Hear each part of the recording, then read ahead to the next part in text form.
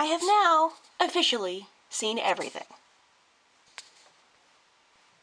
It's snowing on the last day of April. What the heck, Mother Nature?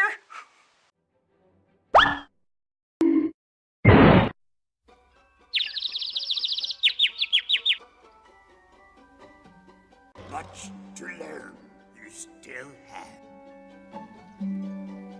Yes, Master. Hey guys, welcome back. I know a lot of you hate Mondays, but I happen to like Mondays because every Monday I like to bring you a top 5 countdown. Now this week's top 5 countdown is my top 5 favorite space battles from Star Wars. And yes, I am including the anthology films and the saga films, but not anything in the animated series. That stuff I will tackle separately, so you've got that to look forward to in the future. My parameters for favorite space battles are how exciting it is, whether or not I like the characters involved, and the stakes of the space battle. So, starting off with number 5 is the Battle of Dakar from Episode 8. This was an impressive space battle mainly because of the scale of the ships. Some of them were absolutely huge, and it got more and more desperate as more and more of the bombers were knocked out. They were dropping like flies. Having a sort of a personal connection with Paige in there, you didn't really get to know her, but you could see that she was totally dedicated to the cause and told you a little bit about her. And it was a pretty well done space battle. It was, so far, the best space battle in the sequel trilogy. Number 4 on the list is the Battle of Coruscant from Episode 3, Revenge of the Sith. This one I just recently watched again on my dad's HD TV. Since we had the full screen versions of these movies up until the point where I got the Blu-rays, I have not seen the whole version of any of the movies since, like in forever. And just seeing it in widescreen on this HD TV, it reminded me again of how incredible that opening shot is. It plunges you right into the action. It looks amazing. Some of the shots make you a little bit dizzy, which is one of the things I love in space battles. It's frenetic, and yet it also shows you a little bit of the character of Anakin and Obi-Wan.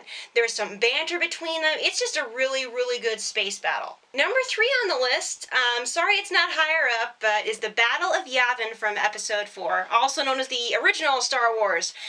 This one is, I had to put this one somewhere in the top 5 list because it was the first Star Wars space battle we ever got, and looking at it, it's still good, especially the shot turning into the Death Star trench.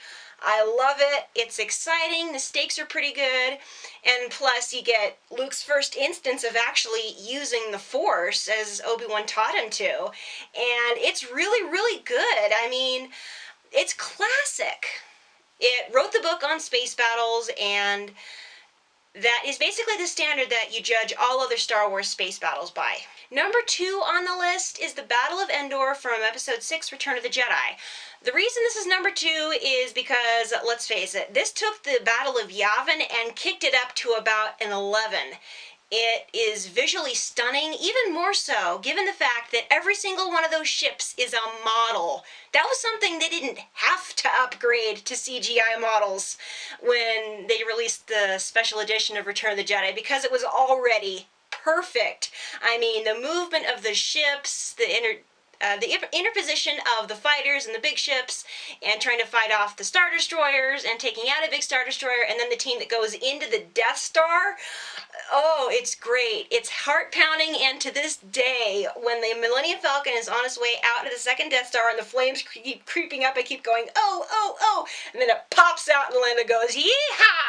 I love that moment. I absolutely love the Battle of Endor, in case you couldn't tell. And finally, my number 1 favorite battle of all time from any of the Star Wars live-action movies is the Battle of Scarif from Rogue One. When I first saw Rogue One in the theater, everyone knows I was sort of skeptical. I kind of was like, I don't get it. But then when those X-Wings took off from Yavin and they arrived in orbit over Scarif, I'm like, bingo, this is what I was looking for. Oh man, it's got elements of the Battle of Yavin, and it's got cameos by red and gold leaders, which is awesome.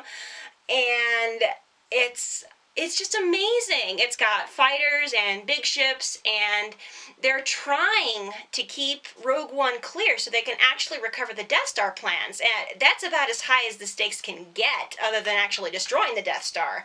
So it's amazing. It's incredible to look at. Some of the shots, like mounted on the X-Wings, it makes me feel like I'm riding Star Tours. I hope, if they haven't already, Disneyland and Disney World put a Scarif expansion on Star Tours, because getting in it makes me feel like I'm on a thrill ride every single time I watch that. It's exciting.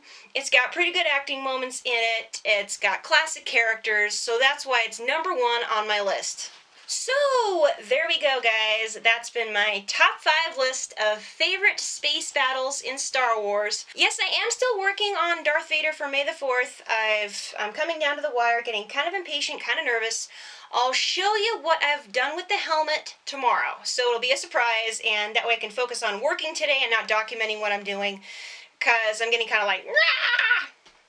But I am making progress. I'm definitely making progress, and yeah, it's coming along fairly nicely. I still have a few more things to pick up, like some batteries and the lenses for the helmet, and yeah, but it's gonna take a little bit while before it's completed, but it will be done on time. I swear it. Even if I have to stay up till midnight on May the 3rd to finish this on time, it will be done on time.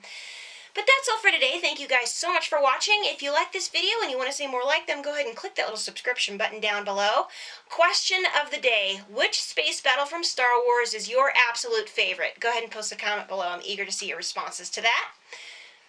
Like I said, I'll check back in later with my progress on Darth Vader, maybe even with R2-D2 if Darth Vader's tiring me out.